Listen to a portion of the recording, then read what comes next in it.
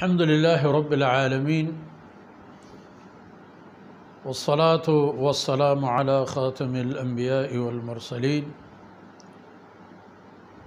قائد الغر المحجلين إمام الأنبياء وسيد المرسلين ورحمة الله للعالمين سيدنا محمد وعلى آله وصحبه أجمعين.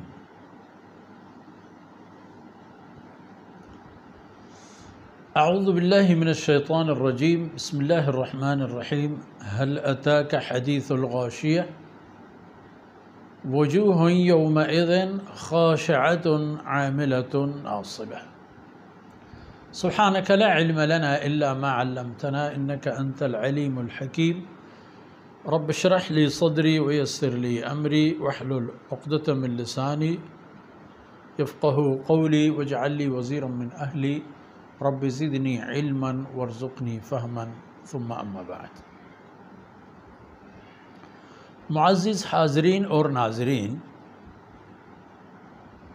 سورہ غاشیہ سے متعلق ہماری باتیں ابتدائی مراحل میں ہیں اور یہ آپ جان چکے کہ غاشیہ کا معنی ہر چیز کو اپنے لپیٹ میں لینے والی کیفیت، اور یہ نام ہے قیامت کا کہ قیامت جب آ جائے تو ہر چیز پر قیامت چھا جاتی ہے، بشعور مخلوقات پر بھی اور غیر شعوری طور پر مخلوقات بھی. تو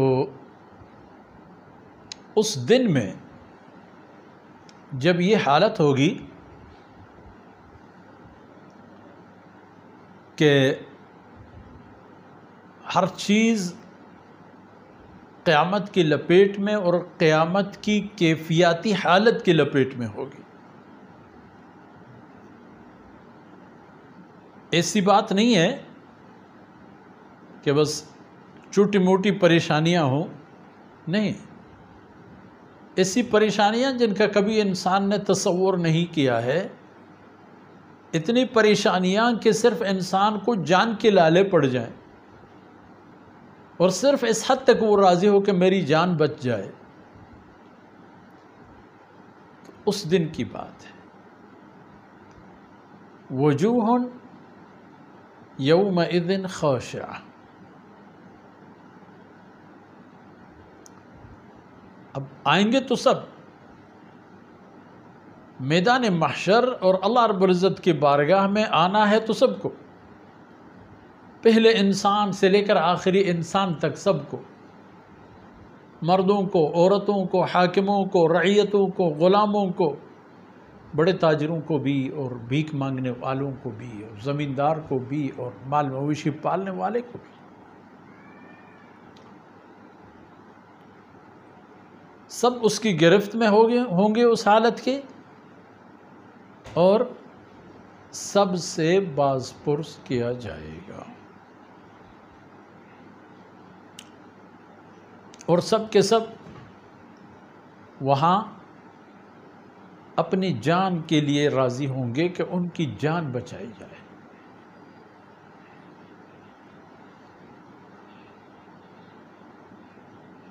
اس لیے انسان کو یہاں اعمال کا جو حکم ملا ہے اسے شعور اور احساس ہو کہ وہ اعمال کوئی مذاق قسم کی چیزیں نہیں ہیں. ان اعمال سے اپنی آخرت کا معاملہ طے کیا جا سکتا ہے زندگی کے انہی لمحات میں.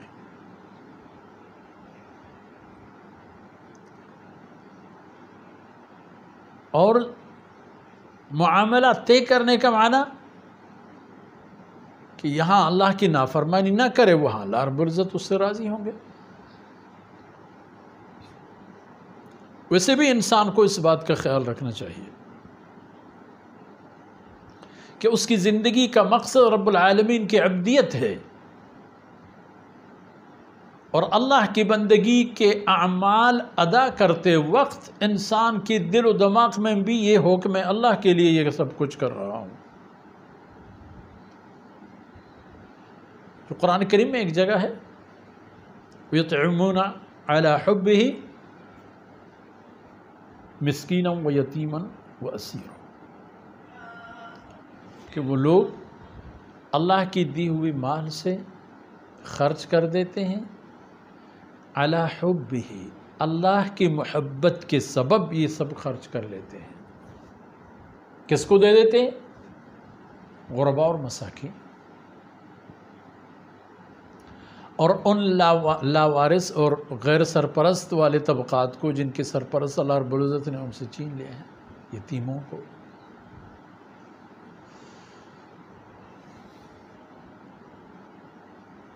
اور وَأَسِيرًا، قید خانوں میں پڑے ہوئے لاوارث غریبوں کو جن کا کوئی پرسان حال نہیں ہوتا، یہ مال لگا کے غرباء اور مساکین اور فقراء کی دستگیری کر لیتے ہیں، اور لوگوں کو کھانا کھلاتے ہیں، ان کی خدمت کرتے ہیں، اور پھر کہتے کیا ہیں؟ انما نطعمکم لوجہ اللہ، یہ جو ہم کچھ کر رہے ہیں یہ سب اللہ کی رضا کے لیے ہم کر رہے ہیں، یہ اس کے لیے نہیں کہ پھر لوگوں سے ہمارا یہ توقع ہو کہ وہ آئیں اور ہماری محنت مزدوری کریں بغیر کسی معاوضے کے۔ تو علی کل حال میرے عزیز حاضرین اور ناظرین، دیکھنے کی بات یہ ہے کہ اللہ رب العزت نے یوم حساب لانا ہے، وما ذلك علی اللہ بعزیز، اللہ کے لیے یہ کام مشکل بھی نہیں ہے، واللہ سریع الحساب، یہ بھی ہے کہ اللہ رب العزت بہت جلدی حساب و کتاب لینے والی ذات ہے۔ میرے عزیز دوستوں اور بھائیوں، آج اتنے پر ہی اکتفا کرتے ہیں، اگرچہ معمول سے کم آج باتیں ہو گئیں، لیکن کچھ معروضی حالات بھی اسی طرح کے پیش آئے تھے، تو اللہ تعالیٰ عمل کی توفیق سے نوازے ہمیں اور ہماری کوتاہیوں سے درگزر فرمائے۔ وصلی اللہ علی نبینا محمد وعلی آلہ وصحبہ اجمعین۔